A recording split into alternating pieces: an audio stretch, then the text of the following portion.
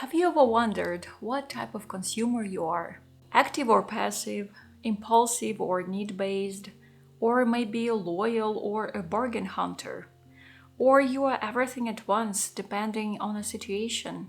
When I worked as a marketing specialist, which didn't last for a long time, but it definitely scarred me, I had to view people as customers, as consumers.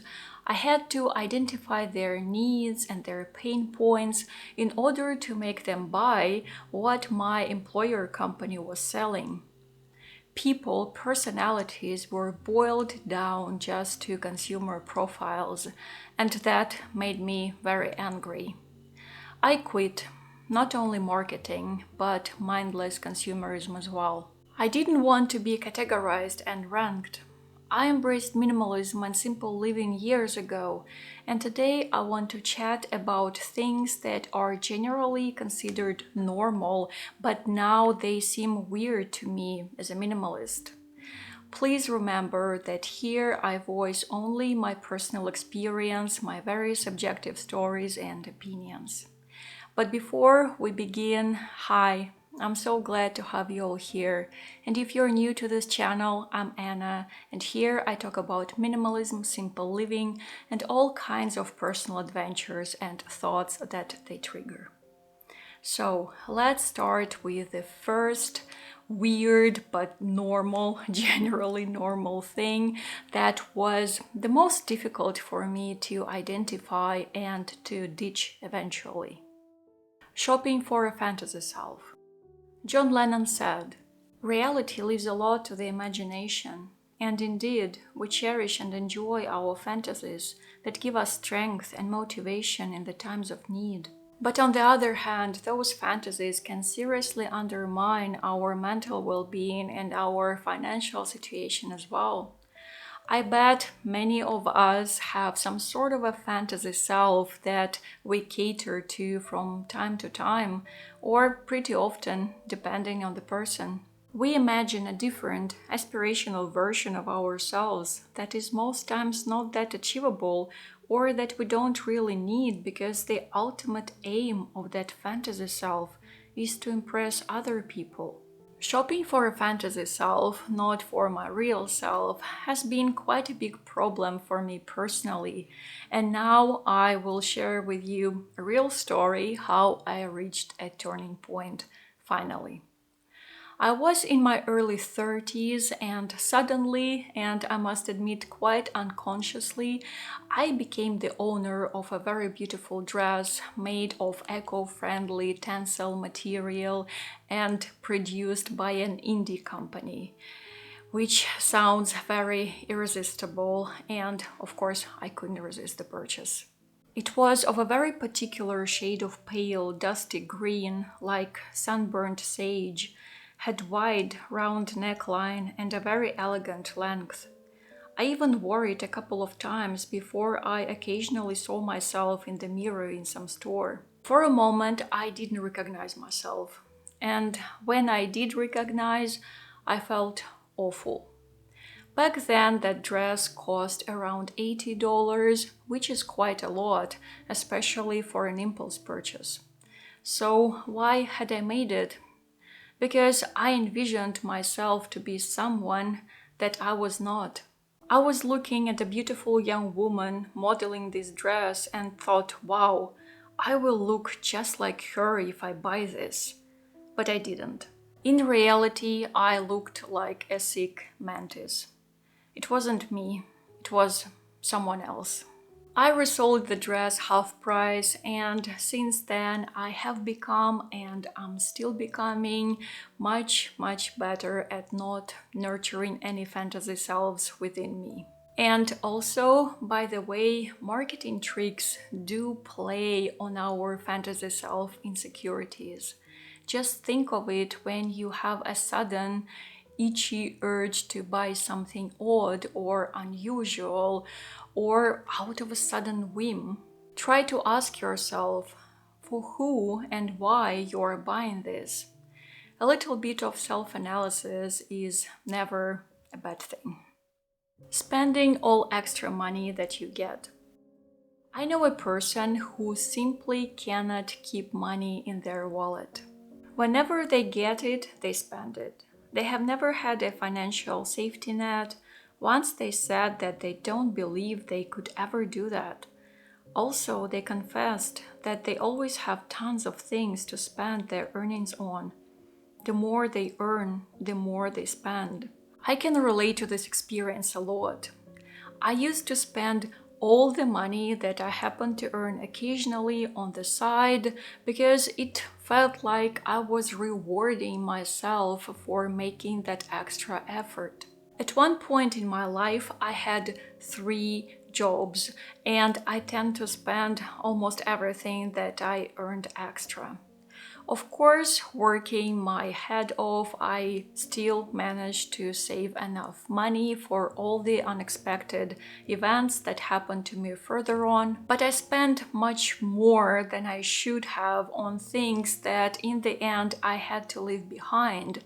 Those things that I hadn't even used for a year, they were almost new. And that was the lesson. I looked at all the things I was leaving and saw hours of work behind them. Hours that could be spent on something else, that could be invested in learning, planning, making gifts to other people after all. We often don't believe in ourselves, nor we feel our real needs. The needs that might be quite satisfied at the moment, meaning that you have just enough to be well and happy, but we still spend out of habit. Of course, money is energy, it needs to flow, but sometimes it's worth keeping some energy, some extra energy in a power bank to have at hand, thinking that there's always a better option. The constant urge to enhance is so tiring. Now that so many things are generally accessible and mostly affordable, it's so easy to get in the trap of overspending because we always find something that we think is better than what we have recently bought. And guess what?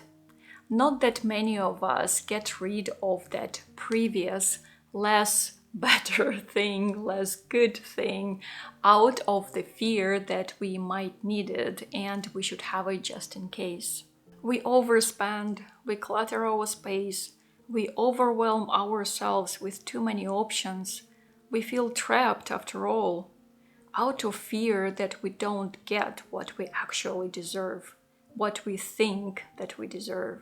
Again, this is what unethical marketing plays on. Companies use slogans that contain such words as better, best, or worth, or etc. From ads and influencers, we get a feeling that owning a particular thing will surely change some aspect of our life for the better. Constant enhancement is an endless race and endless overspending just for the sake of an idea to have something better than you already have. Since I've embraced minimalism and simple living, I have become a grateful imperfectionist. No more betters, no more mores. Enough is a new hero word. Prioritizing material purchases over experiences. This is how most of us were raised, regardless of culture. We were taught that we are what we own, that we are first of all judged by our look and only then by everything else. Even with education, it is our actual diplomas and certificates, those stamped papers that matter in the first place for other people. I grew up absorbing that paradigm as well. My parents were very liberal, intelligent, and open-minded, but I was still shaped by my school, university, adult life, and it wasn't comfortable at all. I remember how I spent my first monthly scholarship. I bought a knitted vest. I thought that buying something material, I will just celebrate the moment, my achievement, that milestone, but the vest got stretched and worn out pretty fast.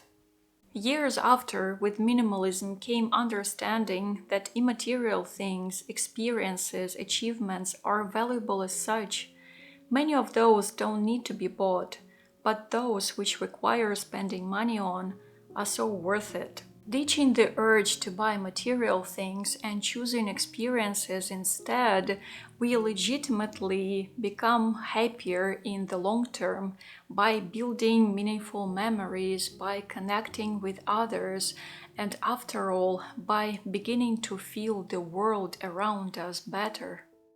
Living in the future instead of feeling the today. We are constantly bombarded with an urge to get ready, to prepare, in June for autumn, in August for Christmas, in winter for spring, and in spring for summer. We are manipulated by commercials, ads, influencers, not to miss the moment, not to find ourselves in the middle of winter holidays unprepared, and we rush not to be left behind, running out of breath and, in the end, not even remembering how we got here, what happened before. We get so focused on preparing for the future that we simply forget to live in today. It's all about chasing what we don't have or what we think is coming. And this FOMO, the fear of missing out, is so outside the ideas of minimalism and intentional living. It's important to understand that we are not going to miss the future. It's coming anyway, but what we can really miss is the moment now. It's the things that we have now. It's the people we love today, not tomorrow. It's where we live and what we see now. I'm not gonna lie. I still have to remind myself of this every given day, and I'm getting better with it. But of course, I'm a work in progress, just like everyone else. And by introducing ideas of minimalism into my life, I finally stopped living in the future. Keeping things out of inertia. How often do you lose track of your possessions and have occasional and sudden discoveries in your wardrobe, for example? Clothes we don't wear, household appliances we don't use, sport equipment that collects dust in the basement, or books that are on our long-forgotten reading list.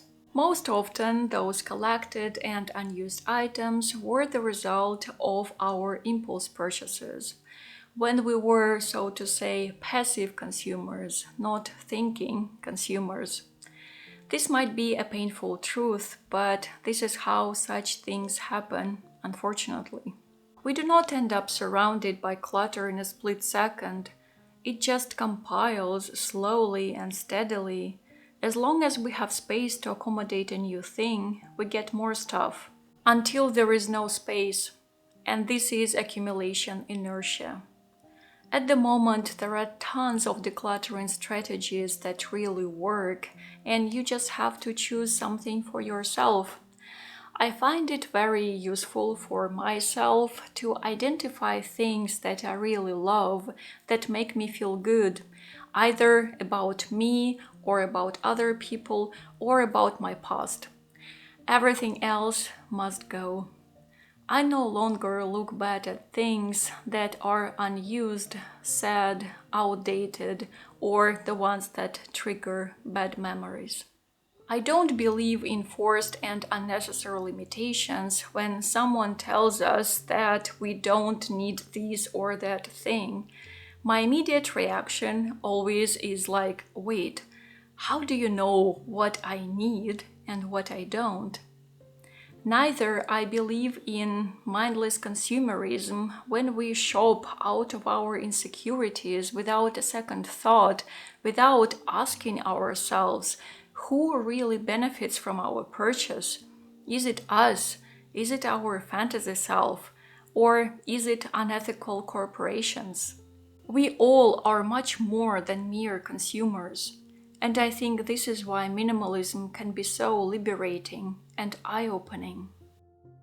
These were the things that seem weird to me now that I'm a minimalist, but of course this list can be endless. Feel free to share in the comments your thoughts and opinions and additions to this list, but please remember to be kind and respectful. Thank you so much for watching and being here, dear friends. Your time and attention are priceless. And big thanks to everyone who supports me on Patreon and other tipping platforms. Thanks to you, I can create such videos.